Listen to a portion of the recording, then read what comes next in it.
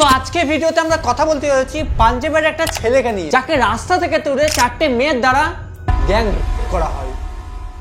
কাহিনী শুরু করার আগে আমি তোমাদের সঙ্গে কিছু শেয়ার করতে চাই, যেটা ছেলেদের শোনা তো প্রয়োজনই, আর তার সঙ্গে সঙ্গে কোনো মেয়ে যদি এই ভিডিওটা দেখে থাকে তাহলে তার শোনা তার থেকে বেশি প্রয়োজন। আজকের সমাজে যদি কোনো মেয়ের সঙ্গে রেপ হয়ে যায় তাহলে আমরা সেটা নিয়ে সবাই কথা বলি, আর সেটা বলাও দরকার। বাট আজকের কাহিনীতে একটা ছেলের সঙ্গে সেটাই হয়। এই যে ছেলেটার সঙ্গে যেটা হয়েছে, তোমরা কি কোনোদিন কাউকে দেখেছো যে জাস্টিস চাইতে, বা কেউ কি ফেসবুকে এর জন্য 2 লাইনও কি লিখেছে? আমি জানি তোমাদের উত্তর হবে না, আর আমি এটাও জানি যারা এই কাজটা করেছে তাদের ব্যাপারেও কেউ জানে না। তোমরাই বলো, ছেলেদের জন্য কি কোনো জাস্টিস হয় না? ছেলেদের সঙ্গে জোর করে করা বলে কিছু জিনিস হয় না? আর কি ছেলেদের সবসময় ইন্টিমেট হতে মজাই আসে? আজকের কাহিনীতে আমি এমনই কিছু বলতে চলেছি যেটা তোমরা কেউ বিশ্বাস করবে না।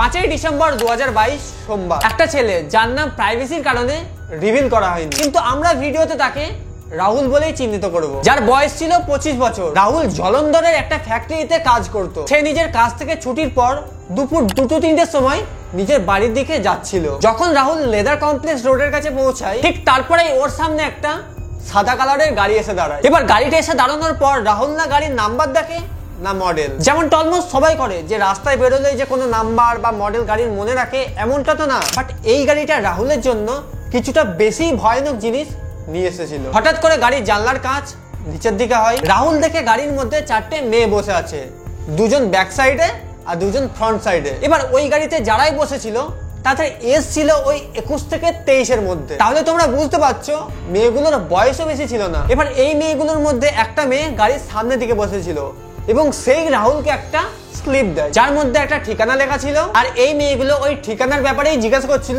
রাহুলের থেকে, তাও আবার পাঞ্জাবি ভাষায়। এবার যতক্ষণে রাহুল ওই স্লিপটা দেখে এবং অ্যাড্রেসটা বোঝার চেষ্টা করে, তার আগেই এই গাড়ি থেকে একটা মেয়ে রাহুলের চোখে কিছু একটা স্প্রে করে দেয়, যার জন্য রাহুল আর কিছুই দেখতে পাচ্ছিল না এবং ওর চোখগুলো ধোঁয়াশা ধোঁয়াশায় পরিণত হয়ে গেছিল। আর তারপরে আরো একটা মেয়ে রাহুলকে ড্রাগস দেয় এবং তারপরেই রাহুল অজ্ঞান হয়ে যায়।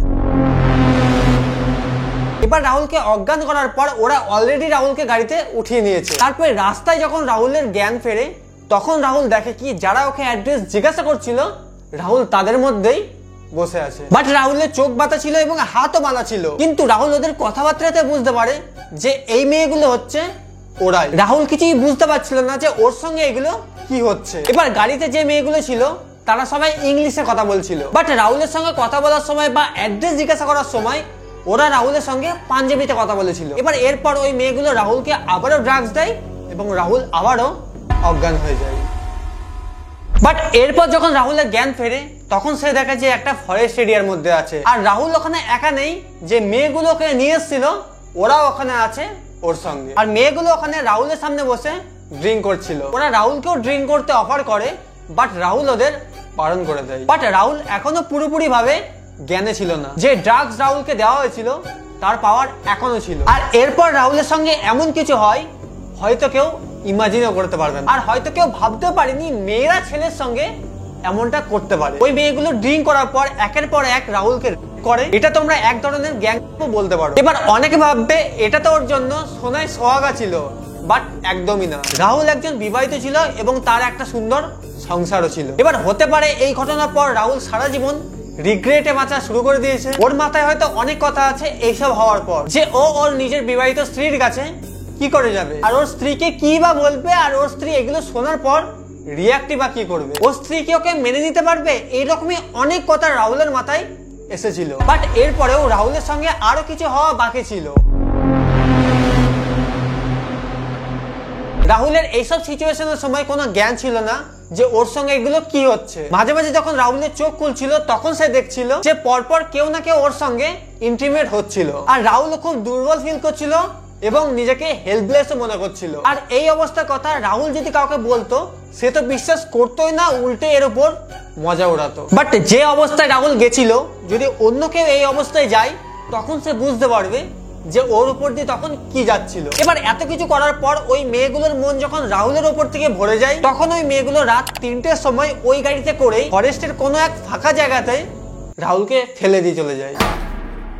এবং যখন ওকে ওইখানে ফেলে তখন রাহুলের হাত পিছনে বাঁধাই ছিল। তারপর কোনো মতে কষ্টে মষ্টে রাহুল নিজের বাড়ি পৌঁছায়। আর বাড়ি গিয়ে সবার প্রথমে রাহুল তার স্ত্রীকে সবকিছু বলে, যা যা ওর সঙ্গে ঘটেছে সবকিছু। বাট রাহুলের স্ত্রী পুলিশ কমপ্লেন করতে বা কাউকে বলতে রাহুলকে পুরোভাবে বারণ করে, কারণ ওর স্ত্রী চাইতো না যে কেউ ওর ব্যাপারে জানুক। আর হয়তো এই ভয়টাও ছিল যে লোকে ওর উপর কি রিয়াক্ট করবে। তাছাড়া রাহুলের স্ত্রী এটাতে খুশি ছিল যে তার স্বামীকে অন্তত জীবন্ত ফেরত পেয়েছে। হতে পারতো যেমন অবস্থায় ও ছিল সেই অবস্থা থেকে ও বেঁচেও না ফেরত আসতো। তো এর জন্যই ওর স্ত্রী ওকে একেবারে বারণ করে দেয়। তারপর রাহুল না কোনোদিন পুলিশ কমপ্লেন করে না কাউকে শেয়ার করে এই ব্যাপারে। রাহুলের মধ্যে এই ব্যাপার নিয়ে এখনো আতঙ্ক ছিল, আর রাহুল মন থেকে চাইতো ও যেন জাস্টিস পায়। হয়তো নিজের ফ্যামিলি বা দুনিয়ার কারণে ও এখনো কাউকে বলতে পারেনি, বাট অনেক সাহস করে একটা লোকাল রিপোর্টারকে এই ব্যাপারে বলে। তারপর আস্তে আস্তে সব লোক জানতে শুরু করে। এরপর যে পুলিশ ছিল তারা এই স্টেটমেন্টটা শোনার পর এই কেসটা নিজের আন্ডারে নিয়ে নেয়। বাট যেটা হওয়ার জাস্টিস এখনো মেলেনি। এবার হয়তো বেশিরভাগ মানুষ এই কেসের ব্যাপারে ইন্টারেস্টও নেয়নি, যে কি হয়েছে, এটা একটা ছোট কেসই তো, আর ও বেঁচে তো আছে। বাট তোমরা এই ঘটনাটা উল্টে দেখো, রাহুলের জায়গায় যদি অন্য কোনো মেয়ে হতো ওখানে, তাহলে তোমরা কি করতে? রাত 3টের সময় যদি কোনো মেয়েকে এইভাবে অন্ধ করে ফেলে দিয়ে যেত, তাহলে কত কথা হতো। সবাই চাইতো মেয়েটি জাস্টিস পাক, আর পাওয়া উচিত। আর অন্যদিকে রাহুলের কেসটা দেখো, লোকে হয়তো এই কেস নিয়ে কথা বলতেও রাজি নেই। আর রাহুলের স্ত্রীর কথা ছিল কাউকে যেন শেয়ার না করে এই কথাটা। হয়তো ওর স্ত্রী এটারই ভয় পাচ্ছিল যে হতে পারে দুনিয়া ওর ওপর মজা ওড়াবে, যে কেমন ছেলে ভাই তুই, মেয়েরা তোর সঙ্গে এইসব করে চলে যায়। এটাই হয়, আমি এখন কাহিনীটা বলছি, অনেকে শোনার পর এখনো মজাই ওড়াচ্ছে। আর যেভাবে চারিদিকে চলছে, এটাও না একটা সোশ্যাল মিডিয়ার ট্রেন্ড হয়ে যায়।